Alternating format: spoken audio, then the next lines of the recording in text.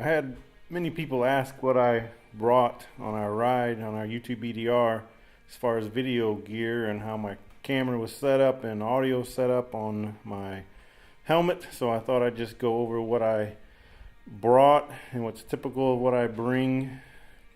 As far as cameras, I have a Canon Vixia HF100, a Canon T2i HD DSLR, and I brought two lenses. I usually, depending on the shoot, I'll just bring a couple of light lenses. The kit lens does very well. I don't have to worry about if I trash it or it gets all dusty. The quality's good, and most people are viewing it on YouTube, so it works fine for that. I would use a higher end, like a 30 millimeter if I was shooting something for TV or a documentary. I needed higher quality. Battery chargers for each camera. My Lumix is my point and shoot. I believe it's an FP100. It does very well. When you're riding, you just flip it down, it comes on. And this is what I love most about this camera is it's so easy to turn on and off, and when you're riding, it's so much easier.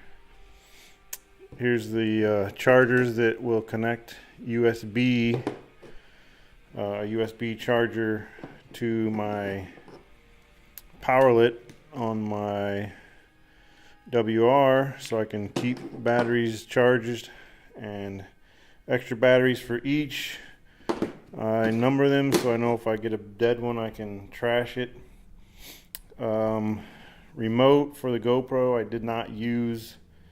The battery life on it's not that awesome, so on a big trip I just use the buttons on the GoPro. I did use my iPhone with the wireless pack to just kind of get an idea of the shot, to look at the preview of the shot. Although there are times when I hit it with my shoulder or arm and it kind of goes out of whack, so I gotta keep an eye on that. Plenty of memory. I don't like using just big data cards like 64 giggers, or because if there's a problem with one, if I lose one, the camera gets trashed and I have all the footage on one. That's a bummer. I used to use 16 gigs, but got a good deal on some 32s, so I switched to 32. On the Vixia, I have a widescreen or a wide angle lens that I will use if we go inside, or I need that extra wide angle. It's pretty light, packs up small, works real well. Here is the GoPro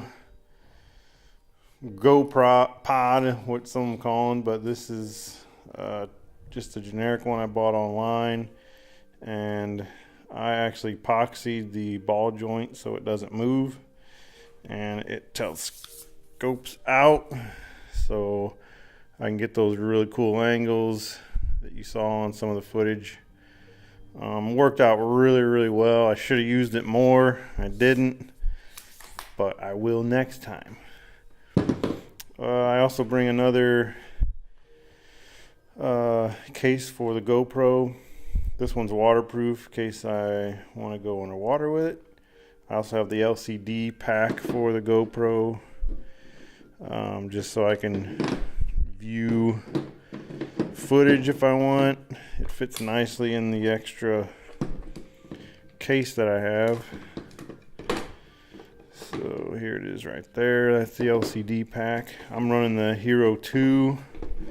I've had no need to upgrade. I have everything I need as far as a helmet cam. When this Hero 2 dies, I will look at maybe upgrading to the 3, but I really have no need to right now. Pretend the GoPro's in here. It's in my hand right now. Cut a hole in one of the cases for the mic, and you will notice that Hero did not do very well with the 3s. They put a USB dongle that then this plugs into, and this thing wiggles around, and a lot of guys are not digging that. This is a cardio mic, so it's one direction. It's not an Omni mic that I run in my helmet, and I made a little dead cat or windscreen for it on my sewing machine, which helps out tremendously. And I will show you how that hooks into my helmet. I do have the Gorilla Pod. I did use that. Right here's where I mount the GoPro. Right there, like that, like so. I'm sure you might have saw it on some footage of me looking at the mirror. That's why I run it on this side. So it works out well. You can look in the mirror, you can adjust it. With this helmet, I can't run it up under the visor. So it goes right here. And I plug the mic in and run the mic up and under here. Let's see if you can get a shot of that. I cut out the screen right here that comes with the helmet, and I put based on Kalani from Accidental Broadcast, he said he used a bra pad. I don't know how he came up with that, but that's what he used. So I asked my wife, I said, hey, do you have any extra bra pads? And she said, yeah. So I got one, cut it out, put it in there, and I have some magnets here, some really strong magnets that the clip just sticks to like crazy. And then that goes in here like so, and that mic never comes out, and it cuts down the wind.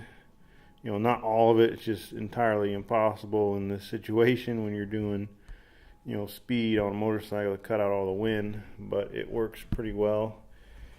This mic is this mic is from Giant Squid. Online, you can Google them. I know he got a lot of orders. I don't know if he's still making them now or not. I have this one, and I have a Omni mic that I use like on single track just to kind of capture the sounds, rather than me talking.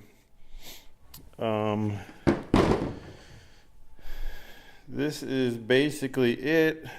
If you watched our videos, the zooming in and out was with this, which Big Dog says has a goatee on it, but it is a windscreen with like tacky stuff for posters to hold it on there, and it really does cut down the wind really well. You gotta do something about wind, or your audio is just going to be really bad. And the other thing I did have that I used with the HDSLR is a shotgun mic, like on the videos of us at camp. I had a Sennheiser MKE 400, or I don't have it here with me, but I did use a shotgun mic for that audio, and it's the shotgun mic's like this big, and I did make a dead cat for it, or windscreen for it, that slid over the shotgun mic to cut down on wind noise. This is the nifty 50 millimeter from Canon. It's 100 millimeter or 50 millimeter, $100, cheap but really good, really light to carry on the bike. So I highly recommend that. You can pick up a T2i for a couple $100 now, and they shoot just really, really good quality. Other than that, I don't know. Oh, the other thing I did have was the GoPro battery pack that I would rotate in and out GoPro batteries with the USB. It's actually on the GoPro that I have in my hand right now to keep my batteries fresh, and it worked out really well. I didn't run out of. There was one time where I ran low battery and had to switch, but we stopped soon enough, and I got switched out. And hope this helps anybody. If you have any questions, just leave comments in the space below, and I'll try to get some answers to you. Or go to basherdesigns.com, and I will try to help you out. Or if you can help me out, let me know.